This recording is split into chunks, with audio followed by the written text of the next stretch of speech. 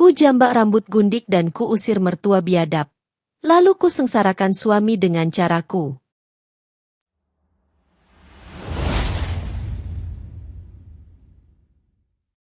Namaku Luna.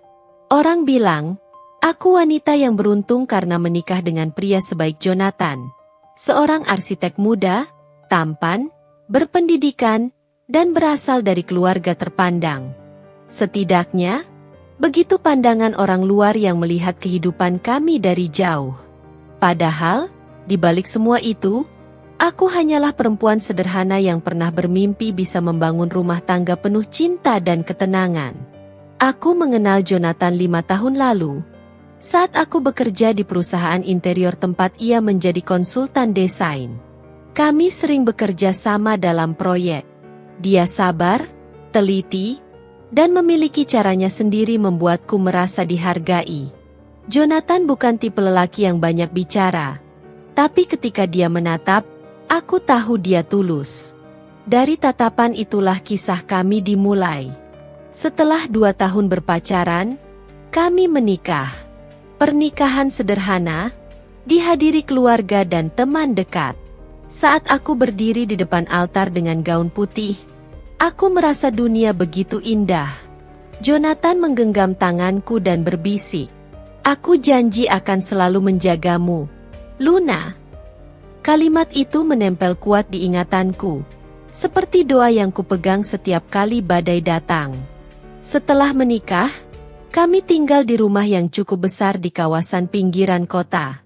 Rumah itu hasil kerja keras Jonathan, dan aku ikut membantu menata interiornya. Aku menanam bunga melati di taman depan, menaruh bingkai foto pernikahan di ruang tamu, dan menyiapkan dapur kecil tempatku bereksperimen dengan resep baru. Setiap sudut rumah itu punya cerita, tentang tawa, canda, bahkan keheningan penuh cinta di pagi hari. Pagi-pagi aku biasa menyiapkan kopi hitam untuk Jonathan. Dia akan duduk di meja makan dengan koran di tangan, mengenakan kemeja putih yang baru disetrika. "Aku tak akan bisa kerja kalau belum minum kopi buatanmu," katanya suatu pagi sambil tersenyum. Aku tertawa kecil, menggenggam cangkirnya, lalu menjawab, "Kau hanya manis saat butuh sesuatu." Dia mencubit ujung hidungku, lalu pergi bekerja dengan tatapan penuh kasih. Hari-hari seperti itu membuatku merasa menjadi istri yang paling beruntung di dunia. Tapi kebahagiaan itu ternyata tidak datang tanpa bayangan. Sejak awal pernikahan, aku berusaha dekat dengan Ibu Hana, ibu mertua sekaligus sosok yang sangat dihormati oleh Jonathan. Ibu Hana wanita kuat, tegas, dan keras kepala. Ia pernah menjadi kepala sekolah, dan terbiasa mengatur segalanya. Aku ingat, di awal pernikahan, aku sering datang ke rumahnya setiap akhir pekan hanya untuk menemaninya memasak. Dia sering mengajariku banyak hal, mulai dari cara membuat sambal favorit Jonathan sampai bagaimana cara melipat baju kerja dengan rapi. Namun, di balik semua kebaikannya, aku bisa merasakan sesuatu. Sebuah jarak. Ada cara halus ia menatapku, seolah sedang menilai apakah aku pantas berada di sisi anaknya. Sesekali dia menanyakan latar belakang keluargaku. Aku anak seorang guru SD, ayah sudah lama tiada, dan ibuku menjahit untuk hidup. Ibu Hana hanya tersenyum datar mendengarnya, lalu berkata, "Semoga kamu bisa menyesuaikan diri. Ya, Luna, dunia Jonathan berbeda dengan dunia kamu." Kalimat itu terasa seperti belati yang dilapisi senyum. Tapi aku tetap tersenyum. Aku ingin dicintai oleh keluarga suamiku, bukan hanya oleh Jonathan. Hari-hariku berjalan biasa. Aku berhenti bekerja setelah menikah karena keinginan Jonathan sendiri. Katanya, "Aku ingin kamu fokus di rumah. Aku sudah bisa menafkahi kamu." Aku menuruti, meski jauh di dalam hati aku masih rindu dunia kerja. Tapi aku pikir, menjadi istri yang baik berarti berkorban sedikit. Aku mulai sibuk dengan kegiatan rumah, memasak, membersihkan, dan membuat rumah selalu terlihat rapi saat Jonathan pulang. Aku ingin dia merasa nyaman. Ingin Ibu Hana melihat bahwa aku pantas menjadi istri anaknya. Sore hari, aku suka menunggu Jonathan di teras, sambil menyiram tanaman. Kadang dia pulang sambil membawa bunga, kadang hanya membawa lelah dan senyum kecil. Aku selalu menyambutnya dengan pelukan. "Bagaimana harimu?" "Capek, tapi lihat kamu rasanya semua hilang," jawabnya. Kalimat itu cukup untuk menghapus semua letihku. Namun, semakin lama, aku mulai menyadari perubahan kecil yang sulit dijelaskan. Jonathan sering menerima telepon diam-diam, dengan nada suara yang lebih lembut dari biasanya. Dia juga mulai sering pulang larut malam, dengan alasan lembur atau rapat mendadak. Aku percaya padanya, tapi naluri perempuan tidak pernah bohong. Ada sesuatu yang berubah. Aku sempat menanyakan, tapi ia hanya menjawab ringan. "Jangan berpikir macam-macam, Luna. Aku sibuk kerja, itu saja." Dan aku kembali diam, memilih percaya, meski hati tak tenang. Suatu pagi, aku pergi ke pasar sendirian. Setelah berbelanja, aku membuka bagasi mobil Jonathan, mobil yang biasa kami gunakan bersama. Di sana, aku menemukan sebotol parfum wanita yang tidak pernah aku miliki. Wangi bunga lili yang manis, tapi menusuk. Aku membekukannya di tangan, menatap benda itu lama, sampai dadaku terasa sesak. Aku tahu Jonathan tak akan memakai parfum seperti itu. Namun aku tidak langsung menuduh. Aku menaruhnya kembali, menutup bagasi pelan-pelan, dan menatap langit yang cerah dengan mata berkaca. Apakah ini awal dari badai? Aku. Malam itu aku masih menyiapkan makan malam seperti biasa. Aku tetap tersenyum saat menyambutnya, tetap mencium pipinya, tetap melayaninya seolah tak terjadi apa-apa. Karena aku percaya, bila aku tetap lembut, mungkin semuanya hanya kesalahpahaman. Tapi di balik senyum yang kutampilkan, jantungku berdetak cepat setiap kali ia mengangkat telepon. Ada suara wanita di seberang sana, samar, lembut, dan membuatnya tersenyum. Jonathan jarang lagi menatapku seperti dulu. Ia lebih sering sibuk menatap layar ponselnya. Aku berpura-pura tidak peduli. Tapi setiap malam aku menangis diam-diam, dengan wajah menengadah ke langit-langit kamar. Aku mencoba mencari salahku sendiri, tapi tak menemukan jawabannya. Di hadapan semua orang, kami masih terlihat sebagai pasangan ideal. Orang-orang di lingkungan kami sering berkata, Luna dan Jonathan pasangan serasi. Selalu harmonis. Aku hanya tersenyum, menahan getir di dada. Mereka tidak tahu, cinta kami perlahan mulai retak. Bukan karena badai besar, tapi karena luka-luka kecil yang dibiarkan tumbuh. Dan di tengah semua itu, aku mulai melihat bayangan asing yang kelak akan mengubah hidupku selamanya. Seorang wanita bernama Jessica. Sudah hampir 2 bulan sejak aku menemukan parfum asing di mobil Jonathan. Awalnya, aku mencoba menepis segala prasangka buruk. Aku berusaha berpikir positif. Mungkin parfum itu tertinggal dari rekan kerja perempuan, atau hadiah klien. Tapi semakin aku mencoba menenangkan diri, semakin banyak hal yang tak bisa kujelaskan. Jonathan mulai sering pulang di atas jam 10 malam. Saat aku menanyakan alasannya, jawabannya selalu sama. Proyek sedang padat, Luna. Aku harus pastikan semuanya beres. Aku ingin percaya. Tapi setiap kali dia bicara begitu, matanya tak pernah menatap mataku langsung. Dan yang paling menyakitkan, nada suaranya mulai kehilangan kehangatan yang dulu membuatku merasa aman. Hari itu, Ibu Hana datang ke rumah tanpa kabar terlebih dahulu. Seperti biasa, ia masuk sambil memeriksa setiap sudut rumah, dari ruang tamu hingga dapur. Aku baru saja selesai memasak sop ayam, dan belum sempat membereskan piring-piring di meja makan. "Luna," katanya sambil menatap meja yang masih berantakan, "kamu belum selesai membereskan meja?" Jonathan pasti tidak suka melihat rumah seperti ini. Aku menelan ludah. "Maaf, Bu. Saya baru saja mau." "Kalau kamu mau jadi istri yang baik, jangan biarkan rumah seperti kapal pecah." Lelaki itu mudah bosan kalau merasa istrinya tidak rapi. Kalimat itu menusukku dalam. Padahal baru saja pagi tadi aku menyapu, mengepel, mencuci baju, memasak, dan menyiram tanaman. Tapi semua usahaku seperti tak ada artinya di matanya.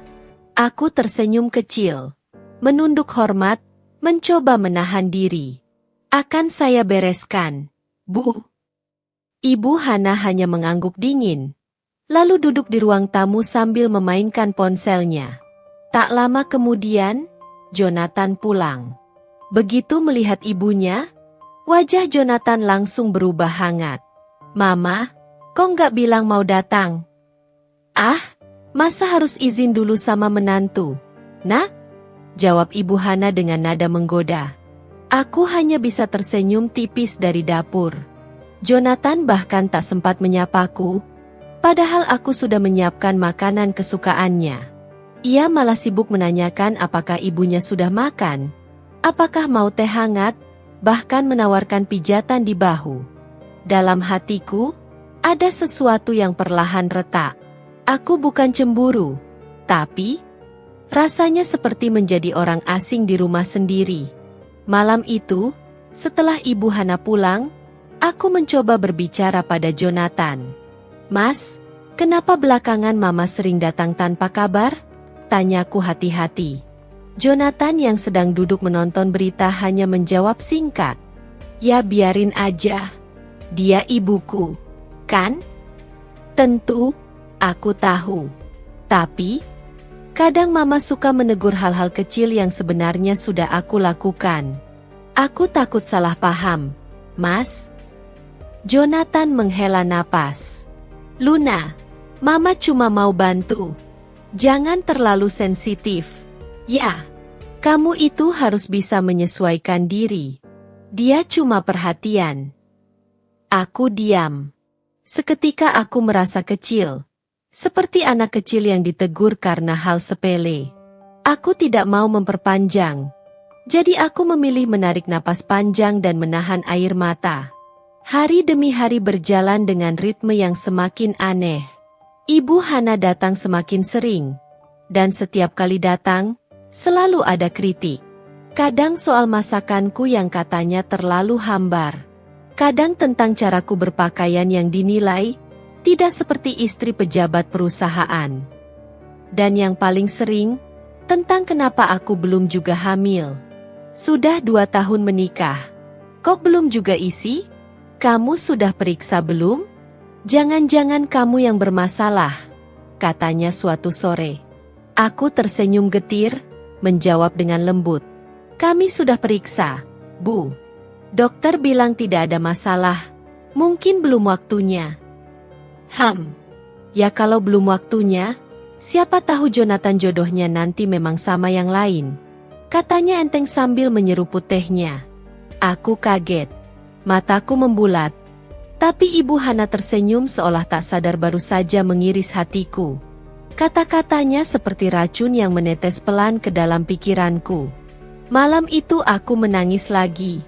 Bukan hanya karena perkataannya, tapi karena Jonathan tidak pernah membelaku.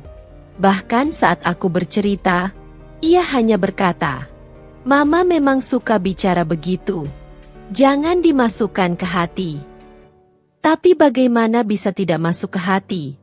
Kalau setiap kata itu terasa seperti duri yang menusuk langsung ke jantung? Beberapa hari kemudian, aku memutuskan untuk membereskan mobil Jonathan lagi, seperti biasanya. Aku ingin memastikan mobilnya bersih sebelum ia berangkat kerja.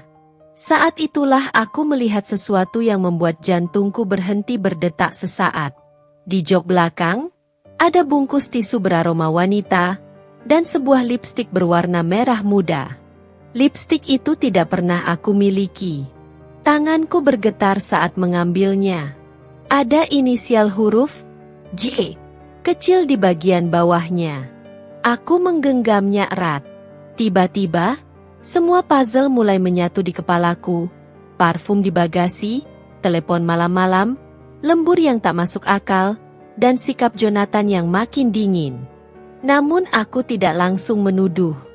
Aku tahu, menuduh tanpa bukti hanya akan membuatku terlihat lemah. Jadi aku simpan lipstik itu dalam laci meja rias, seperti menyimpan rahasia yang belum saatnya dibuka. Malamnya, Jonathan pulang lebih larut dari biasanya. Wangi parfumnya berbeda. Ada aroma lembut yang sama seperti parfum di bagasi mobil waktu itu, aroma bunga lili. Aku mencoba tersenyum, meski suaraku nyaris bergetar. Capek, Mas? Iya. Banyak kerjaan, jawabnya sambil melepas dasi, tanpa menatap wajahku. Aku memandangi punggungnya lama sekali. Lalu, pelan-pelan aku berkata, Mas, kalau suatu hari aku bukan istrimu lagi, Mas akan bahagia, kan? Jonathan menoleh dengan wajah bingung. Apa sih maksudmu, Luna? Jangan ngomong aneh-aneh. Aku tersenyum tipis, berusaha menahan air mata yang hampir jatuh. Aku cuma tanya, Mas, aku ingin tahu, sejauh mana aku berarti buatmu? Dia tak menjawab, hanya diam, mengambil handuk, lalu menuju kamar mandi. Dan dari balik pintu, aku mendengar ponselnya berdering. Nada lembut perempuan terdengar samar dari speaker. Mas, kamu udah di rumah? Aku kangen. Hatiku bergetar. Untuk pertama kalinya, aku tahu namanya Jessica. Malam itu aku tidak tidur. Aku duduk di tepi ranjang, menatap layar ponsel Jonathan yang terus bergetar, tapi tak berani kubuka. Hatiku panas, tapi otakku menahan. Aku harus tahu lebih banyak. Aku harus tahu siapa Jessica sebenarnya. Dan apa hubungannya dengan Jonathan? Karena aku yakin, ini baru permulaan dari badai yang sesungguhnya. Dan aku, Luna, tidak akan menyerah tanpa tahu seluruh kebenarannya. Sejak malam itu, nama Jessica terus berputar di kepalaku seperti gema yang tak mau berhenti. Aku tidak tahu siapa dia, tapi dari cara perempuan itu berbicara di telepon, jelas dia bukan sekadar rekan kerja biasa.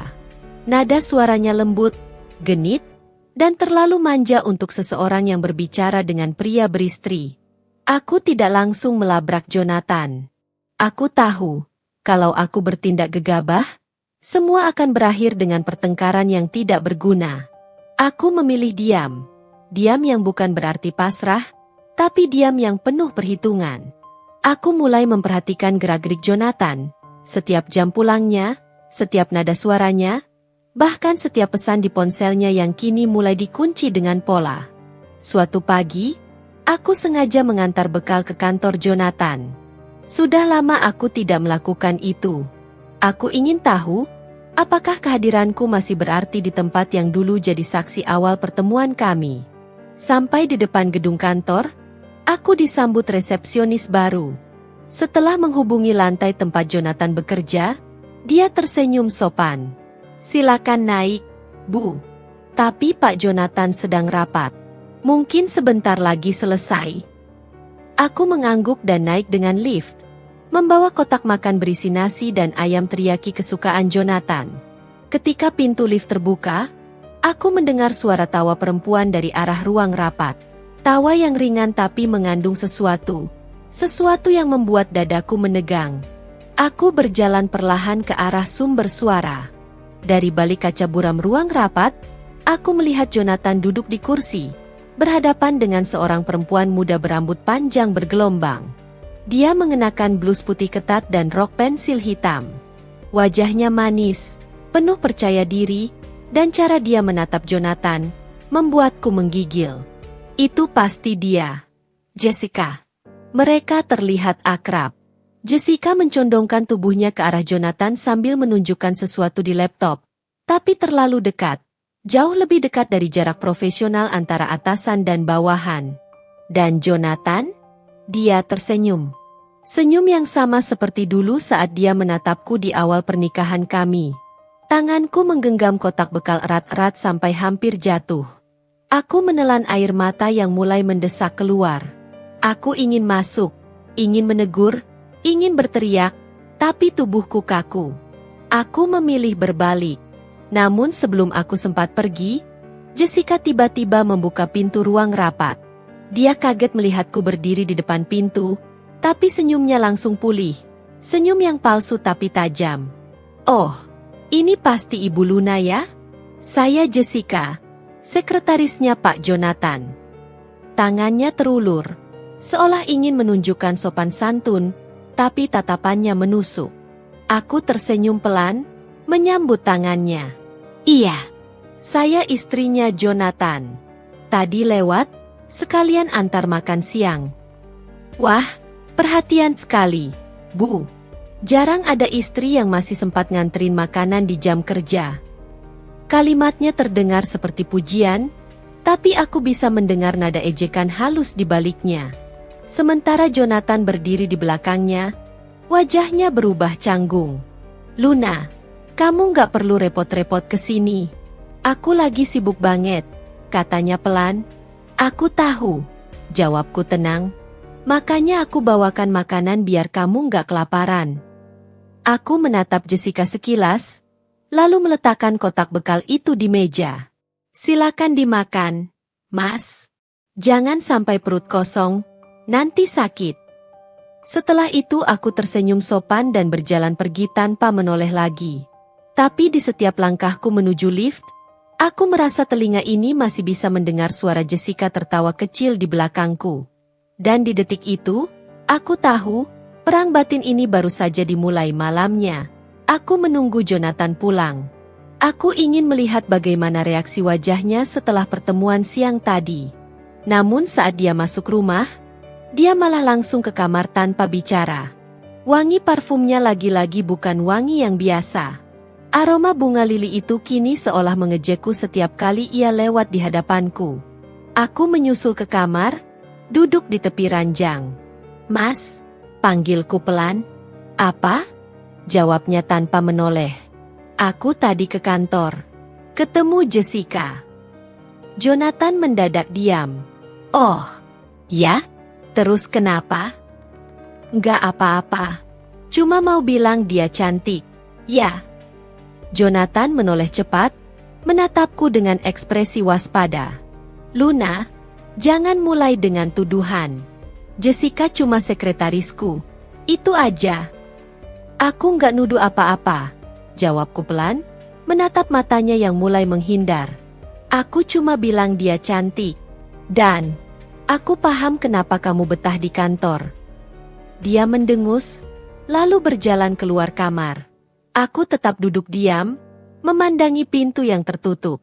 Dalam hati, aku tahu, kalau seorang suami mulai defensif seperti itu, artinya dia sedang menyembunyikan sesuatu. Hari-hari berikutnya, Jonathan semakin sering pulang larut. Ibu Hana juga semakin sering meneleponku, menanyakan hal-hal yang seolah sederhana tapi terasa menyindir. Luna, Jonathan sekarang kelihatan lebih ceria. Ya. Mungkin karena ada teman kerja yang menyenangkan. Teman kerja? Tanyaku hati-hati. Iya, itu siapa namanya? Jessica. Mama pernah lihat fotonya di majalah kantor. Cantik juga, ya. Aku terdiam. Nafasku sesak. Tapi aku tetap menjaga nada suaraku tetap lembut. Iya, Bu. Saya juga sempat bertemu dia. Bagus dong. Jadi kamu tahu, kadang laki-laki itu perlu teman kerja yang bikin semangat, supaya nggak stres di rumah. Aku menutup telepon dengan tangan bergetar. Setelah itu, aku menatap cermin di kamar. Wajahku tampak letih, mataku sembab, tapi di balik semua itu, aku melihat sesuatu yang baru, kemarahan. Kemarahan yang diam, tapi berbahaya. Beberapa hari kemudian, aku sengaja datang ke acara kantor tempat Jonathan bekerja. Aku diundang oleh rekan lamaku yang kebetulan masih di sana. Aku ingin melihat sendiri bagaimana mereka bersikap di depan umum. Acara itu digelar di sebuah hotel mewah. Begitu aku masuk, mataku langsung menangkap Jonathan yang berdiri di tengah ruangan dengan senyum lebar. Di sampingnya, Jessica, dengan gaun merah menyala, rambut digerai sempurna. Mereka terlihat serasi. Orang-orang di sekeliling mereka tertawa, memuji presentasi mereka sebagai pasangan profesional yang kompak. Aku berjalan mendekat dengan langkah tenang. Beberapa orang mengenaliku dan menyapa, "Istrinya Pak Jonathan, ya?" Aku tersenyum, menatap ke arah suamiku yang jelas terkejut melihatku datang. "Luna?" katanya. Wajahnya memucat sedikit. "Kenapa?" "Aku kan diundang juga," jawabku lembut. Jessica ikut tersenyum, menyambut dengan gaya ramah yang dibuat-buat. "Oh, Bu Luna datang. Wah, senang sekali bisa ketemu lagi." Aku menatapnya dari ujung kepala hingga ujung kaki. "Iya, aku juga senang bisa lihat kamu tampil penuh percaya diri." Jessica tertawa kecil, lalu berbisik pelan tapi cukup jelas untuk kudengar. "Terima kasih, Bu. Saya cuma berusaha memberi yang terbaik untuk atasan saya." Kata atasan itu dia ucapkan dengan nada genit, seolah ingin memastikan aku tahu bahwa mereka punya kedekatan yang lebih dari sekadar pekerjaan. Aku tersenyum. Senyum yang mungkin tampak manis, tapi dalam hati, aku sudah menyusun rencana. Malam itu, di kamar, Jonathan langsung menegurku. "Kenapa kamu datang tanpa bilang?" "Kenapa?" "Takut aku lihat sesuatu yang tidak seharusnya." "Jangan ngomong ngawur, Luna. Kamu tahu aku nggak suka kalau kamu bersikap kayak gini." "Kayak gimana?" "Kayak istri yang berusaha tetap mempertahankan rumah tangganya." Dia diam, lalu memalingkan wajah. "Kamu capek, ya? Tidur aja. Jangan mikir aneh-aneh." Aku menatapnya lama. Dalam hati aku berkata, "Baiklah, Mas. Kalau kamu pikir aku cuma istri bodoh yang diam saja, kamu salah besar." Malam itu aku mulai mencatat setiap hal kecil. Jam pulang Jonathan, panggilan yang masuk, nama, Jessica, yang muncul di ponsel. Semuanya kutulis di buku kecil yang kusimpan di balik lemari. Bukan untuk curiga, tapi untuk bersiap, dan ketika suatu malam aku mendengar Jonathan tertidur di ruang tamu, aku mengambil ponselnya pelan-pelan. Kunci pola itu akhirnya berhasil kutebak setelah berhari-hari memperhatikan gerakan jarinya. Aku membuka pesan dan menemukan percakapan yang membuat tubuhku gemetar. "Jessica, Mas, aku kangen tadi pas rapat kamu kelihatan capek. Mau aku pijetin nanti malam?" "Jonathan, nanti aja, sayang. Aku harus pulang bentar, takut Luna curiga." "Jessica, kasihan banget kamu, harus pura-pura terus." "Jonathan, tenang aja. Cepat atau lambat, aku bakal beresin semua ini." Air mataku menetes tanpa suara. Setiap kata di layar terasa seperti pisau yang mengiris perlahan ke dalam hatiku. Aku menutup ponsel, menatap wajah Jonathan yang tertidur pulas tanpa rasa bersalah. Di dalam hati, aku berbisik, "Baik, Mas. Mulai malam ini, aku bukan lagi Luna yang cuma tahu sabar. Aku akan menunggu waktu yang tepat. Dan ketika saat itu tiba, semua akan merasakan sakit yang sama seperti yang kau beri padaku." 3 hari setelah pertemuan di kafe itu, aku masih tak bisa melupakan wajah Jessica. Wajahnya lembut, tapi ada sesuatu di matanya.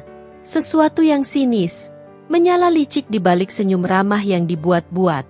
Dan yang paling menyakitkan, aku tahu perempuan itu tahu aku istrinya Jonathan, tapi tetap saja dia berani memandangku seolah aku hanyalah penghalang kecil di jalan kebahagiaannya. Aku mulai memperhatikan pergerakan Jonathan lebih teliti. Jam pulangnya tak lagi teratur. Dan kini bahkan akhir pekan pun ia mulai sibuk dengan alasan meeting dengan klien luar kota.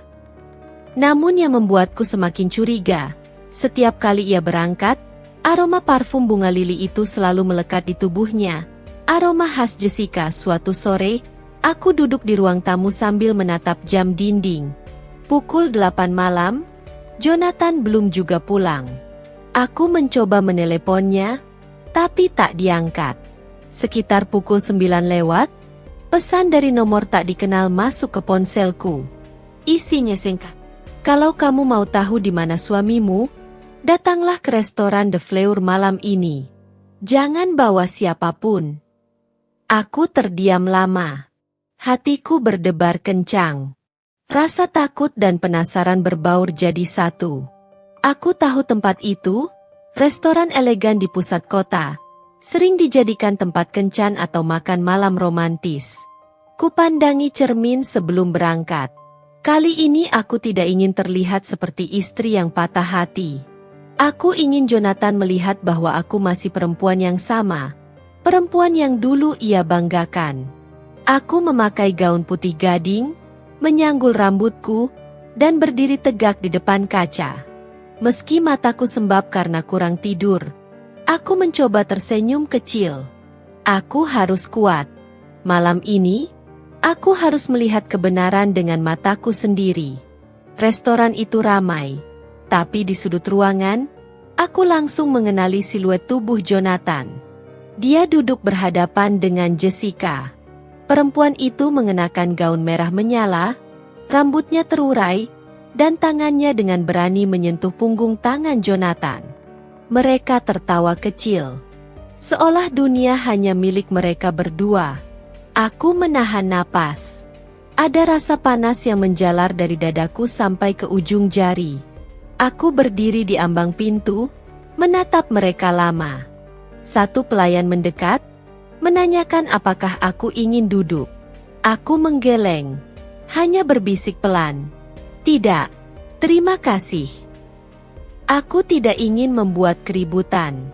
Tidak di tempat itu. Belum. Kutelusuri pandangan ke arah Jessica. Ia menoleh sedikit, dan untuk sepersekian detik mata kami bertemu. Senyumnya melengkung, bukan senyum canggung, tapi senyum kemenangan. Perempuan itu tahu aku melihatnya, dan ia justru menikmati rasa sakit yang muncul di wajahku. Aku keluar dari restoran dengan langkah gemetar. Udara malam terasa sesak. Tangisku tak bisa lagi kutahan. Sampai akhirnya aku memutuskan satu hal. Aku tidak akan tinggal diam. Aku tidak akan lagi jadi korban. Keesokan harinya, aku mendatangi butik langgananku. Kupilih setelan kerja berwarna abu-abu yang membuatku tampak profesional dan percaya diri. Aku bukan lagi Luna yang lembek. Aku akan menjadi Luna yang tenang, tapi tajam. Aku mencari tahu tentang Jessica, pekerjaannya, keluarganya, bahkan media sosialnya. Dan dari situ aku menemukan sesuatu yang mengejutkan. Jessica adalah sekretaris pribadi Jonathan. Tak heran jika mereka sering bersama. Tapi ada satu foto yang membuat darahku mendidih.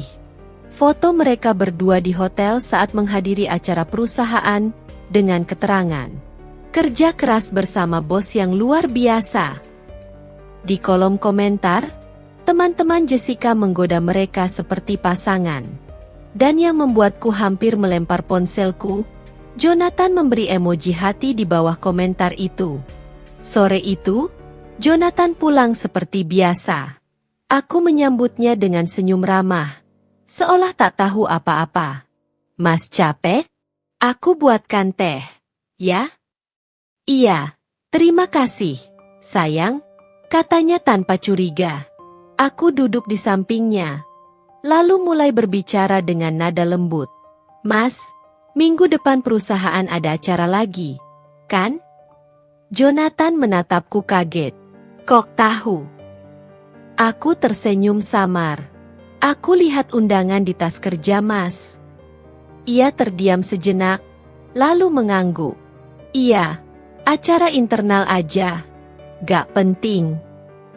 Jessica ikut juga? Tanyaku pelan.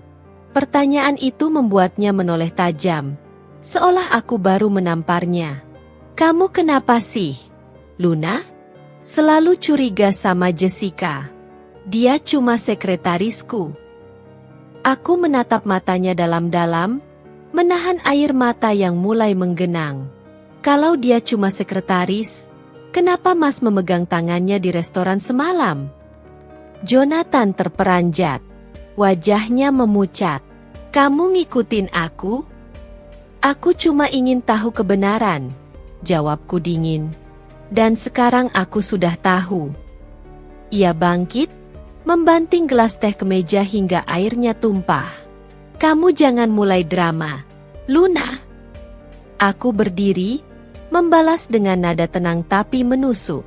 Bukan aku yang mulai, Mas, tapi aku yang akan mengakhirinya. Malam itu kami tidur di kamar yang sama tapi dunia kami sudah benar-benar berbeda. Jonathan tidur membelakangi aku, sementara aku memandangi punggungnya dengan perasaan hampa.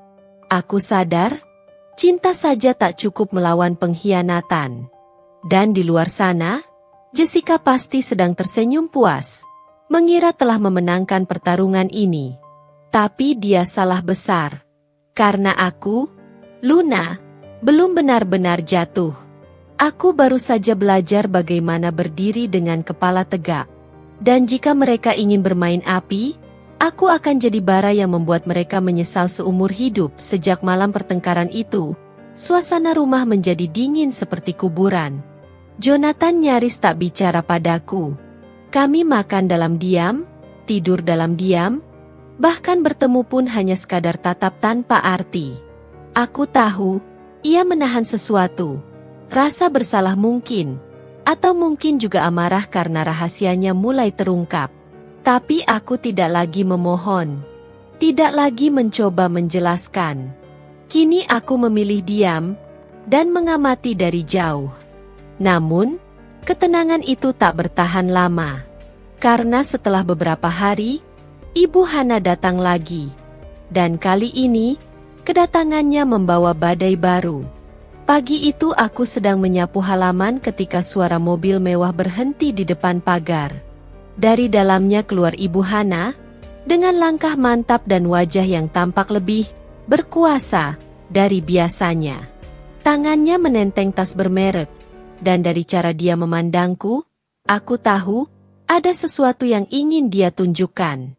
Luna, katanya datar, kamu lagi-lagi bikin Jonathan stres, ya? Aku berhenti menyapu, menatapnya bingung. Tidak, Bu. Kami hanya sedang ada sedikit masalah. Masalah apa lagi? Saya sudah dengar dari Jonathan. Kamu menuduh dia selingkuh? Nada suaranya tajam, menusuk telinga. Aku menelan ludah. Saya tidak menuduh, Bu. Saya melihat sendiri dia dengan Jessica di restoran. Hah! Ibu Hana mendengus, lalu tertawa sinis. Kamu ini istri macam apa? Kalau suamimu makan malam dengan rekan kerjanya saja kamu ribut. Kamu pikir Jonathan akan betah punya istri pencemburu, penuh curiga seperti kamu? Aku terdiam. Setiap kata itu bagai cambuk di wajahku. Aku bisa menjawab, tapi percuma, karena baginya, aku selalu salah. Luna, dengar baik-baik, katanya melanjutkan. Jessica itu gadis sopan, rajin, tahu diri. Tidak seperti kamu yang selalu mengeluh dan bikin anak saya pusing. Kalau bukan karena kamu, mungkin Jonathan sudah lebih bahagia dari sekarang. Aku menatap matanya lurus. Jadi, ibu lebih percaya pada Jessica daripada pada menantu sendiri. Saya hanya percaya pada kenyataan. Kamu sudah 2 tahun menikah, belum juga kasih cucu. Saya tidak buta, Luna. Saya tahu apa yang Jonathan butuhkan. Aku menggenggam sapu kuat-kuat, berusaha menahan gemetar di tangan. Kata-katanya menusuk lebih dalam dari pisau. Belum cukupkah luka karena pengkhianatan Jonathan? Kini ibu mertuaku sendiri menekan luka itu agar semakin menganga. Malamnya, aku mendengar suara pelan dari ruang tamu. Aku berjalan perlahan ke arah suara itu. Jonathan dan Ibu Hana sedang berbicara. Aku berdiri di balik tembok, menahan napas agar tak terdengar. "Nak, Mama cuma kasihan sama kamu. Kamu terlalu sabar menghadapi Luna. Sudah saatnya kamu pikirkan kebahagiaanmu sendiri." Suara Ibu Hana terdengar lembut tapi beracun. "Tapi, Ma, kalau aku pisah dari Luna, Mama tahu media pasti heboh. Aku gak mau reputasiku rusak. Biar Mama yang atur. Jessica itu bisa jadi istri yang jauh lebih baik. Dia bahkan beberapa kali datang bantu Mama di rumah. Lihat sendiri kan, dia sopan dan perhatian." Aku menutup mulut, menahan suara yang hampir keluar. Jadi, Jessica sudah menemui Ibu Hana di belakangku. Bahkan mungkin sudah mengatur semuanya. Rasanya dunia berputar cepat. Kakiku lemas, tapi aku paksa berdiri. Aku tahu, jika aku muncul sekarang, mereka akan berbalik menyerangku dengan 1000 alasan. Aku memilih mundur pelan-pelan, masuk ke kamar, dan menangis tanpa suara. Keesokan harinya, Ibu Hana mengajakku ke rumahnya. Katanya, ada hal penting yang ingin dibicarakan. Aku pergi, dengan dada sesak tapi hati dingin. Aku ingin tahu apa yang ia rencanakan. Rumah besar itu berdiri megah seperti biasanya. Begitu aku masuk, aroma bunga melati menyambut hidungku. Namun langkahku terhenti ketika kulihat Jessica duduk di ruang tamu, mengenakan dress putih dan menatapku dengan senyum ramah. "Hai, Mbak Luna. Lama nggak ketemu," katanya manis. Aku menatapnya datar. "Iya, tak sangka kamu di sini." Jessica bantu Mama tadi beres-beres bunga. Setelah Ibu Hana cepat, seolah ingin menjelaskan. "Dia anak baik, Luna. Sayang kalau disia-siakan." Aku duduk perlahan di sofa, menahan diri agar tidak meledak. "Jadi, Bu, hal penting yang mau dibicarakan apa?" Ibu Hana menatapku lama, lalu berkata dengan nada yang membuat dadaku bergetar. "Mama sudah pikirkan matang-matang. Kamu dan Jonathan sebaiknya pisah sementara. Mungkin butuh waktu untuk introspeksi." Aku terpaku. "Pisah? Sementara?" "Iya. Mama lihat kamu terlalu mengekang Jonathan. Dan kamu sendiri juga butuh waktu buat sadar diri. Mama tidak mau keluarga kita jadi bahan gosip." Aku menarik napas panjang, menatapnya dengan mata panas. "Dan selama kami pisah sementara, Jessica akan terus dekat dengan Jonathan, begitu?" Ibu Hana tersenyum tipis.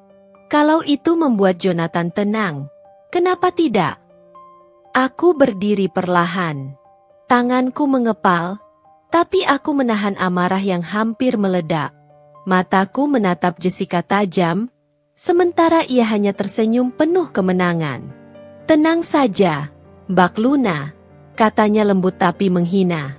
"Saya cuma bantu Pak Jonathan urus kerjaan, bukan urus rumah tangga kalian."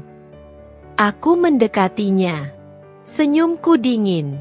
"Kalau kau benar-benar hanya urus kerjaan, kau tak perlu datang ke rumah mertuaku, Jessica." Jessica menelan ludah.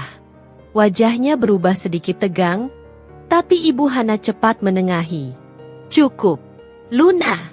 Jangan kasar. Kamu di rumah saya, ingat posisi." Aku menatap keduanya lama. Dua perempuan yang seharusnya tidak bersatu kini berdiri di hadapanku. Satu mertua, satu pelakor. Dan entah bagaimana, mereka kini satu kubu melawanku. Dalam diam, aku tahu inilah awal dari penderitaan yang sesungguhnya. Tapi di balik tangis yang kutahan, tumbuh sesuatu dalam hatiku, api kecil bernama dendam. Aku berjanji, suatu hari nanti, mereka berdua akan mencicipi rasa sakit yang kini mereka tanamkan padaku. Dan saat itu tiba, tidak akan ada maaf. Hanya penyesalan.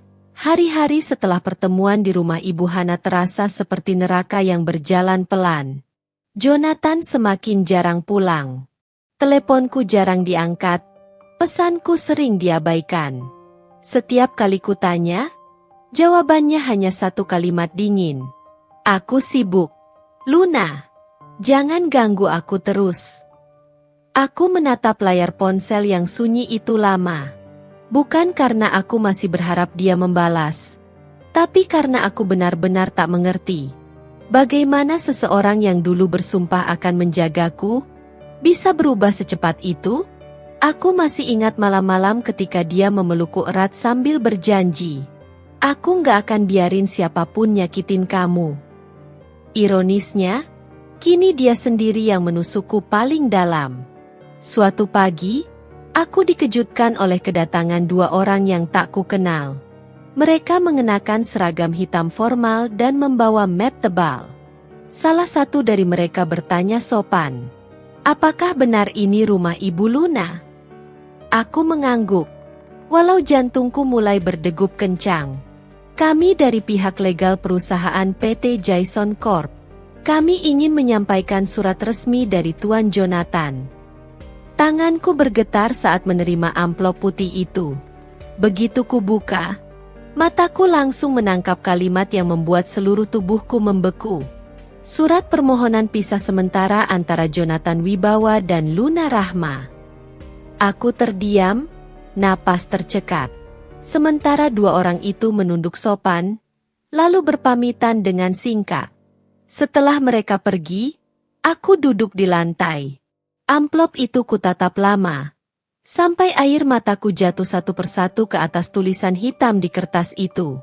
Pisah sementara, katanya. Tapi aku tahu arti sebenarnya.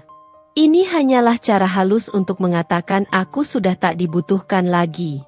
Beberapa jam kemudian, Jonathan datang.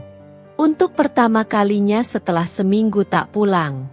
Tapi bukan dengan pelukan, bukan dengan penyesalan, melainkan dengan wajah dingin dan kata-kata yang seperti pisau. "Luna, aku udah mikir matang. Kita butuh jarak." Aku menatapnya dengan mata sembab. "Jarak? Atau kamu cuma ingin bebas dengan Jessica?" Ia menghela napas panjang, lalu menatapku tajam. "Kamu selalu nyangka yang enggak-enggak. Jessica nggak ada urusan sama keputusan ini. Aku cuma capek. Luna, kamu terlalu banyak menuntut, terlalu emosional." Aku hampir tertawa mendengarnya. Emosional?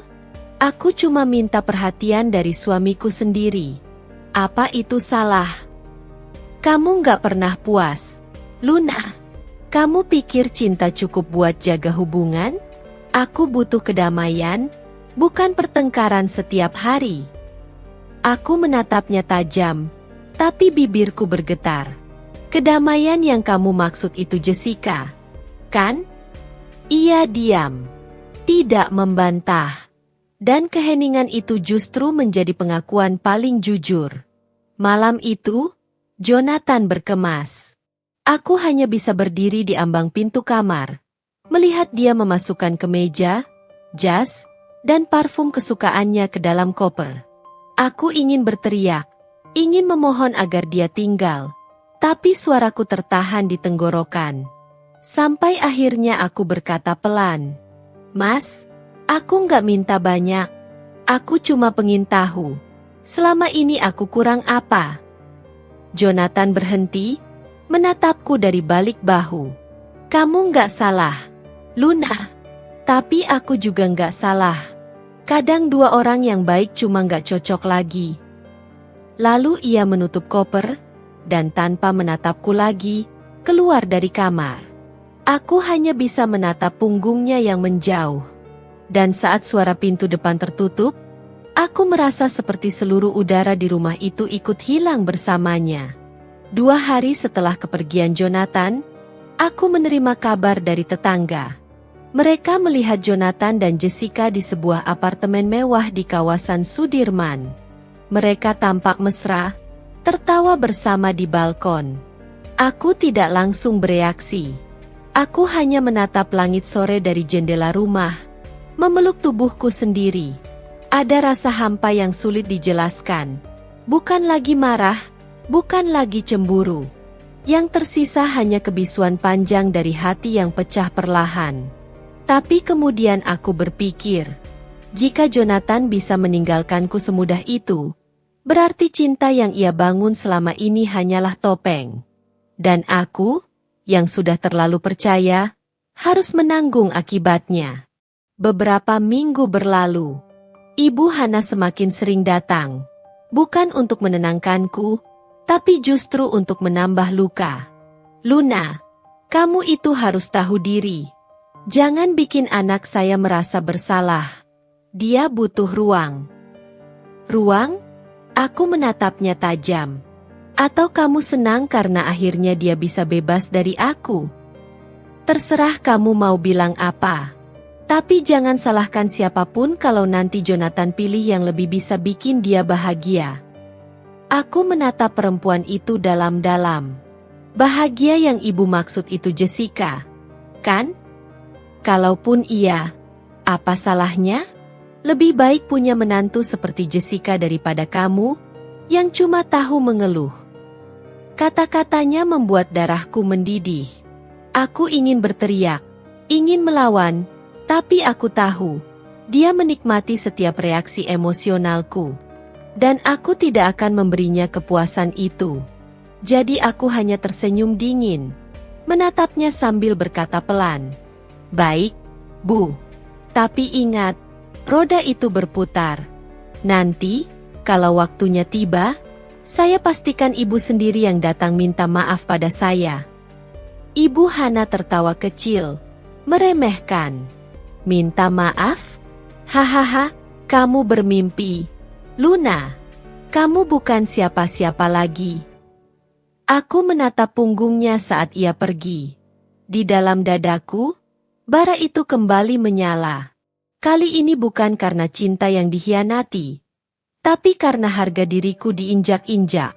Malamnya, aku duduk di depan cermin. Mataku menatap bayangan sendiri yang tampak lelah tapi masih hidup. Aku mengusap pipi, lalu berkata pelan pada diri sendiri, "Luna, kamu sudah cukup menangis. Sekarang saatnya kamu bangkit." Aku mulai membuka kembali file-file pekerjaan lamaku, surat tabungan, bahkan daftar kenalan di dunia bisnis. Jika Jonathan dan Ibu Hana pikir aku akan tenggelam dalam kesedihan, mereka salah besar.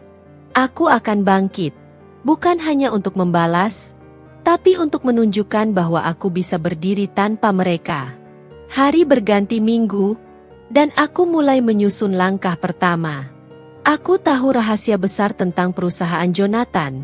Dokumen tender proyek yang pernah kutulis bersama saat masih membantunya di awal karir. Dan sekarang, aku tahu celah yang bisa kugunakan. Satu hal yang pasti, aku tidak akan lagi menjadi istri yang sabar. Aku akan jadi badai yang datang diam-diam, lalu menghancurkan mereka di saat mereka paling merasa aman. Hari itu seharusnya menjadi hari yang indah. Aku baru saja menerima kabar dari galeri tempatku bekerja bahwa karyaku terpilih untuk dipamerkan secara nasional. Sebuah pencapaian yang seharusnya membuat suamiku bangga. Tapi ternyata, dunia seolah bersekongkol untuk menertawakanku. Pagi itu aku menyiapkan sarapan lengkap. Nasi goreng favorit Jonathan, telur mata sapi setengah matang, dan kopi hitam yang biasa ia minta. Aku ingin memberinya kabar gembira sambil melihat senyumnya. Tapi meja makan itu kosong terlalu lama. "John?" panggilku dari dapur. Tak ada jawaban. Ku tatap jam dinding. Pukul 8:30.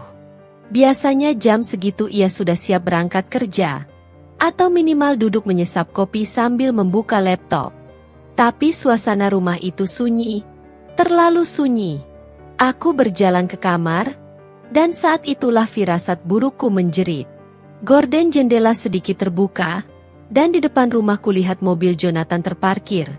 Padahal tadi malam ia bilang ada meeting pagi-pagi sekali di luar kota. Jantungku berdegup kencang. Dengan langkah perlahan tapi pasti, aku berjalan ke arah ruang tamu.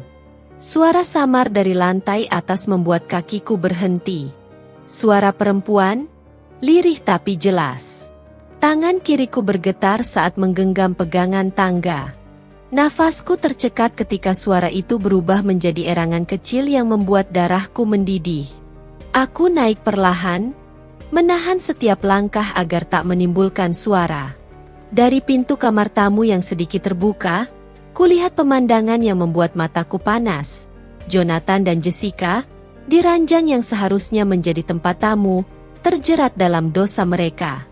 Jessica, dengan rambut terurai dan senyum penuh kepuasan, tampak sama sekali tak merasa bersalah. Dan Jonathan, pria yang dulu bersumpah akan menjagaku, kini tengah mengkhianati semua janji yang pernah ia ucapkan. Aku tak menjerit, tak memukul, tak menangis. Aku hanya berdiri di sana, menatap dengan mata dingin. Jonathan menoleh dan wajahnya langsung pucat. Luna, katanya tergagap.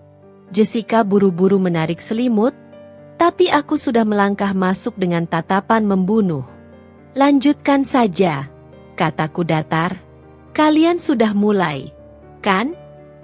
Jessica mencoba tersenyum sinis.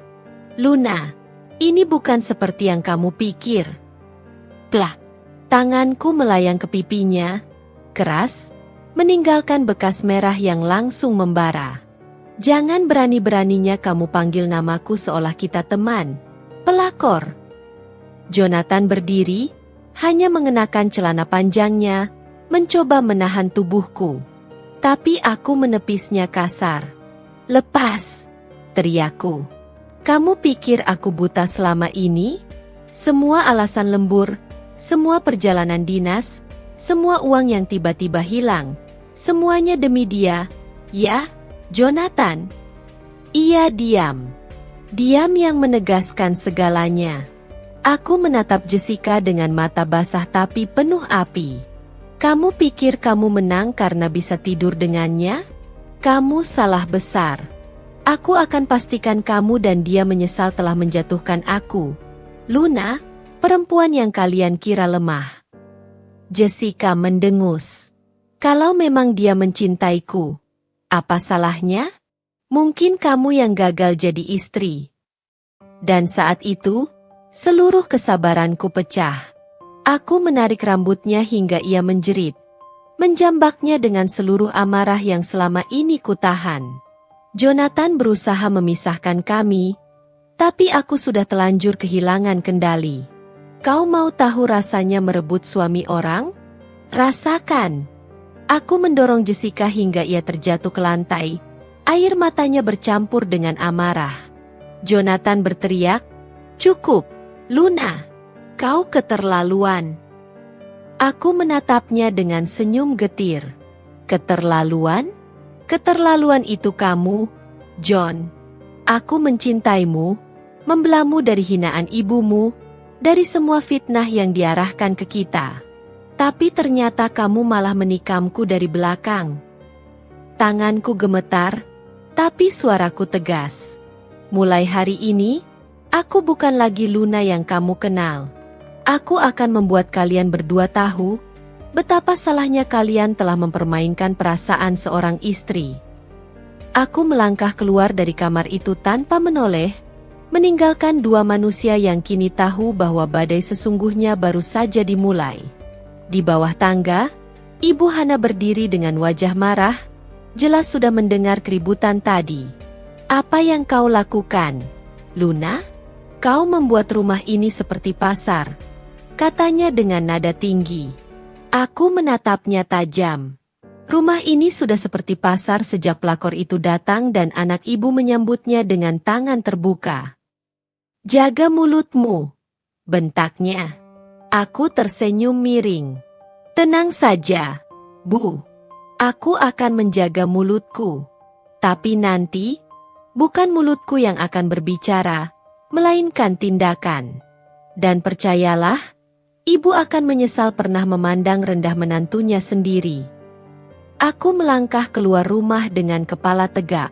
Air mataku baru jatuh saat pintu tertutup di belakangku.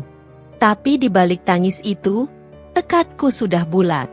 Mereka telah menghancurkan kehidupanku, dan aku akan membangun neraka bagi mereka.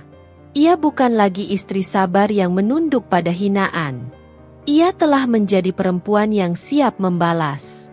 Konflik kini memuncak, dan api balas dendam mulai membakar jalan menuju kehancuran keluarga Jonathan. Ada saat-saat dalam hidup ketika kesedihan berubah wujud menjadi sesuatu yang lebih tajam, rencana. Air mata yang pernah membanjiri aku sekarang menguap, berganti menjadi dinginnya tekad yang mengalir dari urat ke urat. Bukan lagi amarah yang buta, melainkan kemarahan yang terukur, kemarahan yang punya tujuan dan cara. Sejak keluar dari rumah itu hari itu, aku tak pernah kembali ke kebiasaan lama, menangis sendirian dan menunggu perubahan dari orang lain. Aku bekerja. Bukan hanya pekerjaan untuk mengisi waktu, tapi pekerjaan yang menajamkan rencana. Aku menata kembali portofolio desainku, menghubungi beberapa klien lama, dan yang paling penting, mengumpulkan bukti. Bukti tidak harus selalu berteriak. Bukti bisa jadi sunyi, rapat dalam bentuk file, transfer bank, foto, rekaman suara, pesan yang tak sengaja tersimpan di awan. Semua itu kubawa satu persatu ke meja. Aku menaruhnya rapi, menamai folder demi folder, menyusunnya seperti bahan penyusun bangunan. Bangunan yang kelak akan robohkan rumah yang mereka bangun di atas kebohongan. Langkah pertama, dokumentasi. Aku menyalin semua pesan yang kudapat dari ponsel Jonathan. Percakapan yang mengakui janji-janji palsu, percakapan yang menyinggung pelesapan uang operasional, bahkan chat di mana Jessica memintanya menutupi sesuatu. Aku ambil cetakannya dari cloud, kubuat salinan digital, kemudian kuberikan pada seorang teman lama yang bekerja di IT untuk diverifikasi keasliannya. Tidak ada yang lebih menyakitkan bagi para pembohong selain bukti yang tak bisa disangkal. Langkah kedua, saksi. Ada satu atau dua orang yang selama ini melihat lebih dari yang mereka ucapkan. Resepsionis kantor yang pernah mencatat kedatangan Jessica larut malam, sopir yang melihat tas-tas kecil masuk ke dalam mobil apartemen, dan seorang karyawan bagian keuangan yang pernah curiga pada beberapa aliran dana. Aku mendekati mereka dengan hati-hati. Bukan untuk memaksa, tetapi untuk meyakinkan bahwa apa yang akan terjadi bukan soal membalas, tetapi soal kebenaran. Sebagian ragu, sebagian takut, tetapi ada juga yang bersedia membantu setelah kusiratkan bahwa kebenaran itu akan membuat mereka aman dari beban dosa kebohongan yang menular. Langkah ketiga, hukum. Aku mengunjungi kantor pengacara yang direkomendasikan oleh sahabatku. Pertama aku ragu. Aku bukan wanita kaya yang bisa menyewa tim litigasi besar-besaran. Namun pengacara itu melihat mataku dan berkata, bukti yang ibu punya cukup untuk memulai. Kami menyusun gugatan sederhana, klarifikasi status pernikahan, tuntutan atas hak aset yang jelas tercatat, dan permintaan penyelidikan atas kemungkinan penyalahgunaan dana perusahaan yang melibatkan pihak luar. Aku tidak berniat menghancurkan perusahaan jika bisa dihindari. Tujuanku adalah menuntut keadilan, membuka fakta, dan memastikan mereka tidak bisa lagi dengan mudah merusak hidup orang lain. Langkah keempat, reputasi. Jonathan hidup dan bernapas pada citra. Reputasinya adalah mata uang. Tanpa itu, banyak pintu menutup. Aku menghubungi beberapa kenalan lama yang punya hubungan dekat dengan beberapa dewan komisaris. Mereka bukan orang yang suka drama, tapi mereka pasti membenci skandal yang dapat memecah reputasi perusahaan. Aku tak perlu mengumbar gosip. Aku hanya menawarkan bukti dan sebuah pilihan. Hadapi masalah di dalam atau biarkan masalah itu pecah di depan publik. Kebanyakan dari mereka memilih reputasi. Mereka meminta waktu untuk memverifikasi. Aku memberi mereka lebih dari cukup. Di sela-sela semua itu, aku belajar lagi menjadi Luna versi lain. Rapi pada penampilan, rapi pada kata-kata, dingin pada ekspresi. Aku bertemu klien, menghadiri pameran, mengunjungi galeri, dan berpura-pura tersenyum di hadapan orang-orang yang tak tahu langit di kepalaku sedang mendung. Mereka melihat seorang wanita yang bangkit setelah luka. Tak tahu bahwa di balik senyum itu ada pasukan dokumen yang menunggu giliran. Suatu malam, ketika hujan turun seperti ingin membersihkan kota, aku menerima telepon dari salah satu saksi yang paling kubutuhkan, staf keuangan. Suaranya gemetar, namun tegas. Bu Luna, aku sudah kirim semua file yang diminta. Aku takut, tapi aku tahu benar, ini harus keluar. Hatiku berdetak cepat, namun aku menahan diri agar tidak terlalu girang. Terima kasih, jawabku singkat. Jaga diri. Kita lakukan ini dengan benar. Tanggal yang ku ketahui penting adalah rapat umum pemegang saham kecil di mana beberapa kontrak proyek akan dibahas. Aku meminta pengacaraku untuk menghadiri rapat itu bersama perwakilan Dewan Independen yang sudah ku kontak. Di sana, pada saat wajar dan formal, bukti-bukti itu akan diletakkan. Tidak ada drama di depan umum. Hanya fakta. Kebenaran lebih mematikan daripada bisik-bisik. Sebelum hari itu tiba, aku melakukan satu hal lagi. Menata pertemuan dengan Ibu Hana. Bukan untuk berdamai, bukan untuk merayu, tetapi untuk mengukur seberapa jauh dia mau mempertahankan posisinya di istana kebohongan itu. Aku datang ke rumahnya dengan senyum yang terukur, membawa sepanci sop ayam, ironi kecil yang kusukai, menawarkan hal yang dulu kulakukan untuk menjaga rumah yang kini menghancurkanku. Ibu Hana menyambutku, dingin seperti biasanya. Di meja makan, ia menyinggung sesuatu tentang kehormatan keluarga, tentang pentingnya menata hidup. Aku mendengarkan, lalu menaruh cangkir teh, menatapnya lembut. Bu, kataku pelan, kita mungkin berbeda tentang banyak hal. Tapi saya percaya setiap manusia akan menjawab perbuatannya sendiri. Ia menatapku seperti menunggu serangan. Aku tersenyum kecil saja. Kalau suatu saat ibu menyesal, saya akan ada di depan ibu saat itu datang. Responnya hanya tawa dingin. Namun di dalam mata Ibu Hana aku melihat retak.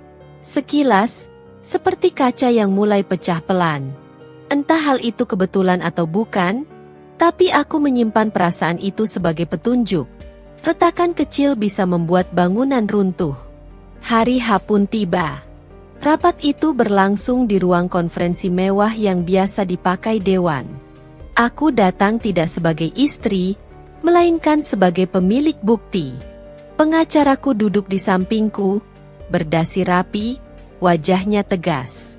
Di ruangan itu hadir Jonathan, kantornya, beberapa komisaris, dan Jessica, yang tampak sangat tidak nyaman berada di antara mereka yang tiba-tiba menjadi waspada. Satu persatu, kami mulai membuka file. Rekening korporat yang diarahkan ke pihak ketiga, kwitansi hotel yang dibayar dari anggaran operasional proyek, pesan singkat yang menautkan nama Jonathan dan Jessica pada penggunaan sumber daya perusahaan, foto yang menunjukkan kedekatan mereka di jam kerja. Semua itu kami letakkan di meja, seperti potongan-potongan teka-teki yang akhirnya membentuk gambar penuh. Wajah Jonathan memerah. Jessica menunduk, namun matanya sibuk mencari-cari dukungan dari Ibu Hana yang duduk beberapa baris di belakang, menatap seperti ratu yang dikhianati. Di sana juga duduk beberapa dewan yang selama ini kukira netral, kini matanya penuh perhitungan. Mereka bertanya. Mereka meminta klarifikasi. Mereka bukan lagi sekadar penonton. Pak Jonathan, kata salah satu komisaris dengan suara berat, apakah Anda bisa menjelaskan keterlibatan pihak eksternal dalam aliran dana proyek X pada kuartal lalu? Jonathan tergagap, mencari alasan. Tupai yang dulu gagah kini terlihat kebingungan. Kata-katanya tumpul. Ada jeda yang panjang antara satu klaim dan klaim lain. Saat itulah salah satu anggota dewan menutup laptop, menatap ke arah Jessica, lalu bertanya dengan dingin, "Ibu Jessica, apakah peran Anda dalam proyek ini sesuai prosedur?" Suasana berubah. Bukan sorak, bukan pula hujan batu. Hanya tepi-tepi profesionalisme yang meruncing menjadi ancaman nyata. Mereka memutuskan menunda beberapa kontrak sampai ada audit independen. Mereka meminta pengembalian dana yang terindikasi. Mereka meminta penjelasan tertulis dari masing-masing pihak. Di luar ruangan, desas-desus sudah mulai menyelinap. Seorang wartawan yang kukenal lewat seorang kenalan mengirim pesan, "Ada isu besar di Jason Corp. Sumber mengatakan ada indikasi pengalihan dana. Kita akan pantau." Aku tidak mengusik wartawan. Biarkan mereka bekerja. Kebenaran yang disiarkan oleh deretan fakta seringkali jauh lebih mematikan daripada hinaan yang membentuk cerita di bibir-bibir kosong. Saat aku melangkah keluar gedung itu, hujan kembali turun pelan. Aku menarik kerah jasku, menatap ke langit yang kelabu. Di dadaku ada rasa kosong yang belum terisi. Bukan kepuasan penuh, melainkan semacam kelegaan pahit. Satu putaran sudah kuayunkan. Mereka akan merasakan akibatnya. Mereka akan merasakan kehilangan yang pernah mereka tanam pada diriku. Namun aku juga tahu ini belum akhir. Pembalasan bukan hanya soal menghancurkan. Ia soal memastikan mereka tak lagi bisa merusak orang lain seperti mereka merusakku. Jalan masih panjang. Jessica mungkin akan dicopot. Jonathan mungkin akan kehilangan sebagian kekuasaan. Dan Ibu Hana, aku tak tahu bagaimana nasibnya. Tapi aku telah menancapkan tonggak pertama. Di tengah rencana itu, ada satu hal yang tak kumiliki. Kembali pada yang telah pergi. Bukan sekadar mengambil kembali suami, tetapi menata hidup yang pernah kami dambakan. Mungkin nanti, ketika debu sudah mereda, aku akan memikirkan hal itu. Untuk sekarang, aku hanya punya misi, mengembalikan keadilan untuk diriku sendiri. Dan ketika mereka bertanya siapa yang melakukan ini, siapa yang berani menantang mereka, jawaban itu sederhana. Seorang perempuan yang dulu diberi nama Luna, yang kini belajar menyalakan apinya sendiri. Hari-hari setelah rapat itu menjadi badai bagi keluarga Jonathan. Segala sesuatu yang dulu tampak kokoh dan terhormat mulai retak satu persatu. Seperti kaca besar yang dihantam pelan dari dalam, hingga akhirnya pecah berderai. Aku menyaksikannya dari jauh. Bukan dengan tawa kemenangan, tapi dengan diam yang dalam, diam yang membawa makna.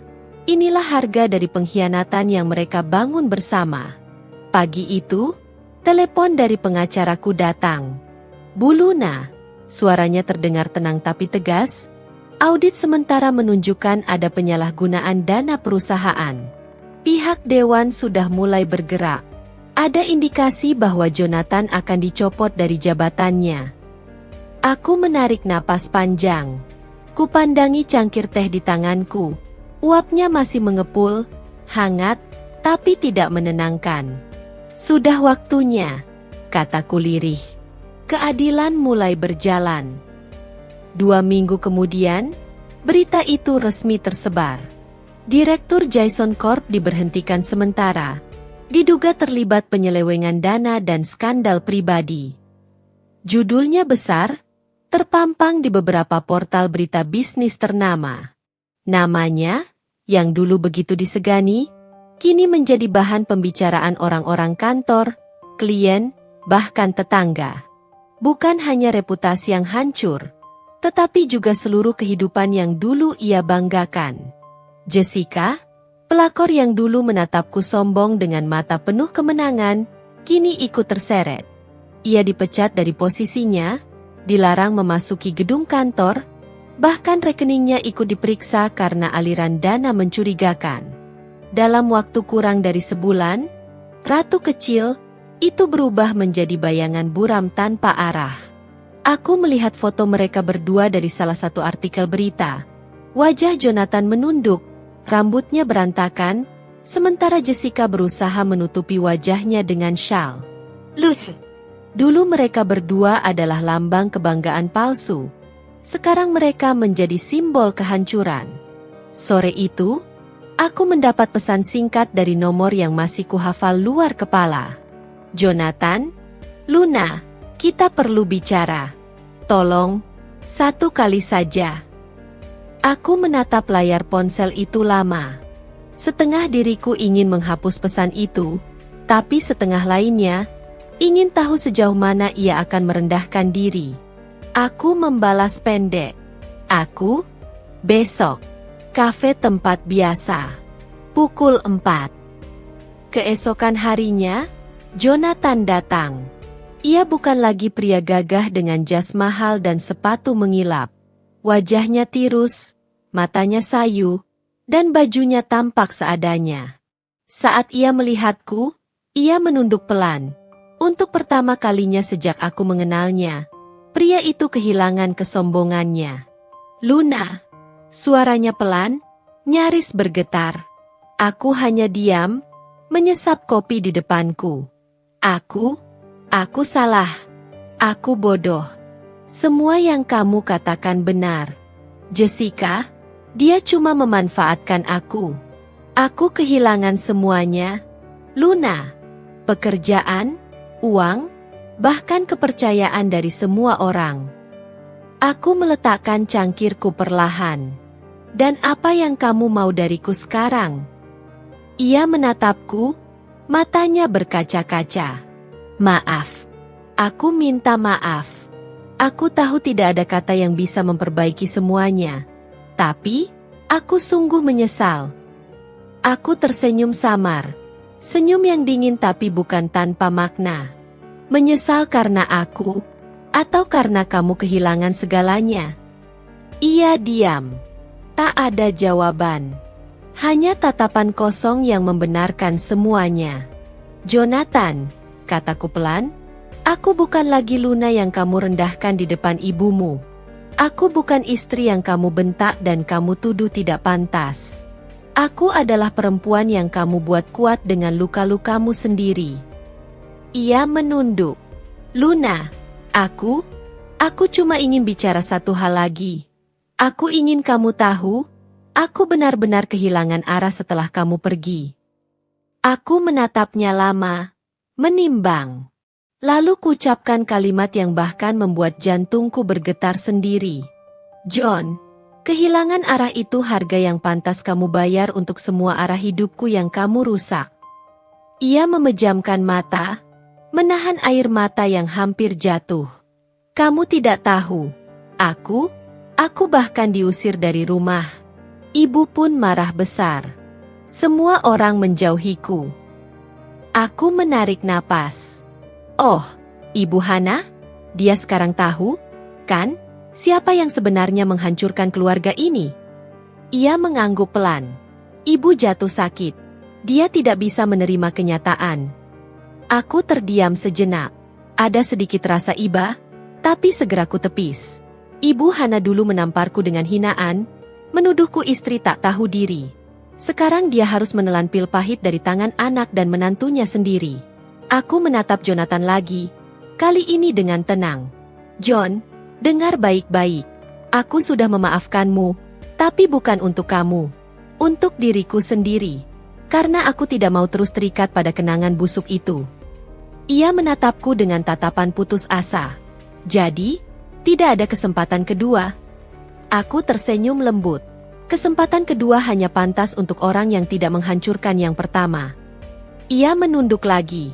Bahunya bergetar halus, seperti menahan tangis yang tak ingin keluar. Aku berdiri. Selamat tinggal, Jonathan.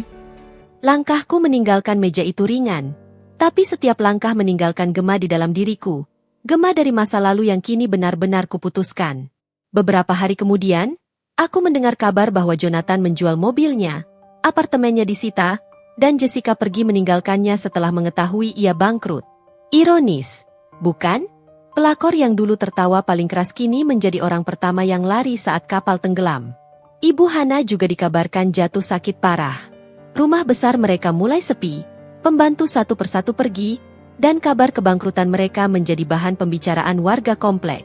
Aku tidak datang menjenguk. Belum. Karena aku tahu, masih ada satu bab terakhir yang harus kuselesaikan. Satu bab di mana aku akan menunjukkan kepada mereka bahwa perempuan yang mereka rendahkan dulu, kini berdiri di puncak kekuatannya sendiri. Hidup memang aneh. Dulu aku memohon-mohon agar rumah tanggaku selamat, agar Jonathan berubah, agar Ibu Hana menerimaku. Tapi sekarang, setelah semuanya runtuh, aku justru berdiri paling tegak di antara reruntuhan itu. Aku tak lagi perempuan yang takut, tak lagi istri yang menunggu belas kasih. Aku kini Luna, perempuan yang pernah dihancurkan, tapi bangkit untuk mengembalikan semuanya pada tempatnya. Dan hari ini, hari yang sudah lama kutunggu, akhirnya datang. Pagi itu, aku menerima undangan. Bukan undangan pesta, melainkan surat dari pengacara yang menangani pembagian aset terakhir antara aku dan Jonathan. Setelah semua proses hukum selesai, hak atas beberapa properti akhirnya berpihak kepadaku. Rumah yang dulu kubangun bersama keringat dan air mata, resmi menjadi milikku seutuhnya. Ironis, bukan? Dulu aku diusir dari rumah itu di depan pelakor dan mertua yang menertawakanku, dan kini rumah itu akan menjadi tempat mereka menunduk di hadapanku. Aku menatap kunci rumah itu di tanganku. Kecil, tapi berat oleh kenangan. Sore harinya, aku memutuskan untuk datang. Bukan untuk berkelahi, bukan untuk memaki, tapi untuk menyelesaikan semua ini dengan caraku. Tenang, elegan, tapi mematikan. Rumah itu masih sama. Cat dindingnya sedikit pudar, taman depan mulai gersang. Ketika aku membuka gerbang, seorang tetangga melongok dari jendela, mungkin tak percaya aku kembali. Luna yang dulu diusir kini datang lagi, bukan sebagai istri terbuang, tapi sebagai pemilik sah. Di ruang tamu, Jonathan sudah menunggu. Wajahnya lelah, janggut tumbuh tak rapi, dan bajunya lusuh. Di sampingnya duduk Ibu Hana, yang kini tampak jauh lebih tua dan pucat. Tidak ada Jessica di sana. Kabarnya, ia telah pergi dengan pria lain setelah mengetahui Jonathan bangkrut. Luna, suara Jonathan parau. Kau datang. Aku menatap mereka bergantian. Iya, aku datang, bukan untuk balas dendam, tapi untuk menutup semua ini dengan kepala tegak. Ibu Hana mengalihkan pandang. Mungkin malu, mungkin masih gengsi. Kau puas sekarang? Tanyanya sinis tapi lemah. Kau sudah hancurkan anakku. Aku tersenyum samar. Tidak, Bu. Anak ibu menghancurkan dirinya sendiri. Aku hanya mengembalikan akibat dari perbuatannya. Jonathan menunduk, menatap lantai. Aku tidak bisa minta kamu kembali. Luna, aku tahu semua ini salahku. Aku cuma ingin kamu tahu, aku benar-benar menyesal. Aku menghela napas. John, penyesalan tidak akan mengubah apapun. Tapi setidaknya kamu sudah belajar arti kehilangan. Kutatapnya dalam-dalam. Dan Ibu Hana, semoga Ibu tahu, karma itu tidak butuh waktu lama untuk bekerja. Aku tidak pernah ingin kalian menderita. Tapi aku juga tidak akan lagi membiarkan siapapun menginjak harga diriku. Suasana hening. Hanya suara detak jam di dinding yang terdengar. Aku berdiri, melangkah menuju pintu. Tapi sebelum keluar, aku menoleh dan berkata, mulai hari ini, rumah ini bukan lagi tempat kalian merendahkanku. Ini akan menjadi tempat baru yang penuh damai. Tapi kalian tidak termasuk di dalamnya. Jonathan menatapku, matanya basah. Kau sungguh tidak akan kembali. Aku tersenyum tenang. Aku tidak akan kembali ke masa lalu. Aku memilih berjalan ke depan. Aku melangkah keluar, menutup pintu dengan lembut, tidak dengan amarah, tapi dengan lega. Beberapa bulan berlalu. Aku menata ulang rumah itu, menanam bunga melati di halaman depan, bunga yang selalu kusebut simbol ketulusan dan keberanian. Di dinding ruang tamu, aku menggantung lukisan yang dulu menjadi karya pertamaku di galeri, karya yang menandai titik kebangkitanku. Galeri seniku kini berkembang pesat. Beberapa pameran di luar kota mulai mengundangku, dan aku bahkan menerima tawaran kerja sama dari luar negeri. Hidupku berjalan tanpa Jonathan, tanpa Ibu Hana, tanpa dendam yang membebani dada. Dan suatu sore, saat matahari tenggelam di balik jendela, aku menerima pesan dari nomor tak dikenal. Pesan itu hanya berbunyi, "Terima kasih, Luna, karena pernah membuatku mengerti arti kehilangan. Jonathan." Aku menatap layar itu lama, lalu tersenyum, dan mengetik balasan singkat. "Semoga kamu menemukan jalanmu sendiri." Aku menaruh ponsel, menatap ke arah taman yang mulai bermekaran. Hati ini akhirnya tenang. Tidak ada lagi amarah, tidak ada lagi luka. Yang tersisa hanyalah ketenangan seorang perempuan yang berhasil melewati neraka dan keluar dengan kepala tegak. Malam itu, aku menatap langit. Bintang-bintang terlihat jelas. Seperti saat dulu aku masih percaya pada cinta yang murni. Tapi kini aku tak lagi mencari satu bintang untuk disembah. Aku belajar menjadi cahaya bagi diriku sendiri. Aku, Luna, perempuan yang dulu dijambak takdir, tapi kini menjambak kehidupannya sendiri untuk berdiri lebih tinggi. Dan jika suatu hari ada perempuan lain yang membaca kisahku, aku ingin mereka tahu bahwa dari kehancuran pun, seorang wanita bisa membangun kembali istananya sendiri. Tanpa suami, tanpa mertua, tanpa pelakor. Cukup dengan keberanian dan harga diri. Jangan pernah meremehkan perempuan yang disakiti dengan ketulusan. Karena ketika ia bangkit, bukan hanya air mata yang menjadi senjatanya, tapi juga kebijaksanaan yang akan membuat dunia tunduk padanya. Selesai.